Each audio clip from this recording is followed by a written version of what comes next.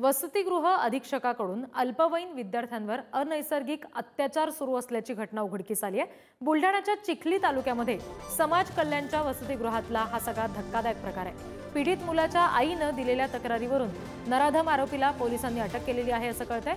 पीडित मुलांची संख्या जास्त असण्याची शक्यता आहे, त्याच्यामुळे त्या दृष्टीने पोलीस सध्या तपास करतायत।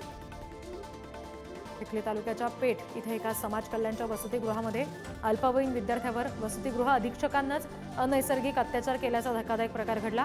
पीडित मुलाच्या आईने तक्रार दिली आणि त्यानंतर या नराधमाला अमडापूर पोलिसांनी अटक केलेली आहे आणि जी पीडित मुलांची संख्या आहे ती आणखी वाढण्याची भीती सुद्धा यानंतर व्यक्त होतीये आणि त्या संदर्भात आणखी तपशील देतील आमचे प्रतिनिधी संदीप वानखेडे।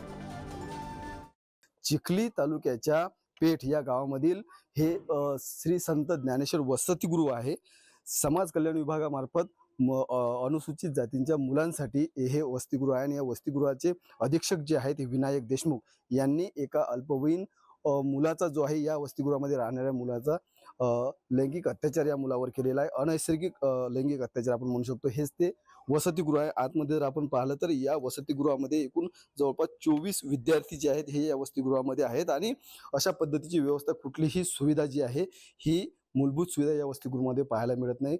अक्षरशः खाली ही मुलं जशा पद्धतीने फुटपाथवर बेघर व्यक्ती राहतात त्या पद्धतीने संपूर्ण हे विद्यार्थी या ठिकाणी झोपलेले दिसतात। जेवणाची व्यवस्था कुठलाही कर्मचारी या ठिकाणी उपलब्ध नाही आहे। विद्यार्थ्यांना कुठला तरी कर्मचारी स्वयंपाक तयार करून या ठिकाणी ठेवलेला आहे आणि विद्यार्थी आपल्या हाताने हा स्वयंपाक घेऊन या ठिकाणी जेवण करताना दिसतात। संबंधित या पीडित मुलाने हा प्रकार आपल्या आईवडिलांना सांगितला आणि आईवडिलांना सांगितल्यामुळे संबंधित जे विनायक देशमुख आहेत वसतिगृह अधीक्षक यांनी या मुलाला बेदम मारहाण देखील केलेली आहे। परंतु मुलाच्या आईच्या तक्रारीवरून अमडापूर पोलीस ठाण्यात या शिक्षकाविरुद्ध या वसतिगृह अधीक्षकांच्या विरोधात जे आहे हे गुन्हा दाखल करण्यात आलेला आहे आणि रात्रीच अमडापूर पोलिसांनी या व्यक्तीला जे आहे हे ताब्यात घेतलेला आहे, अटक केलेली आहे। आज त्याला न्यायालयात हजर केले जाणार आहे। मात्र एकंदरीत जर का विचार केला तर अत्याचाराच्या घटना समोर अतिशय धक्कादायक आणि अनैसर्गिक लैंगिक अत्याचार तो या ठिकाणी घटना उघडकीस एकच खळबळ जी आहे ती उडाल्याचं आपल्याला पाहायला मिळतंय।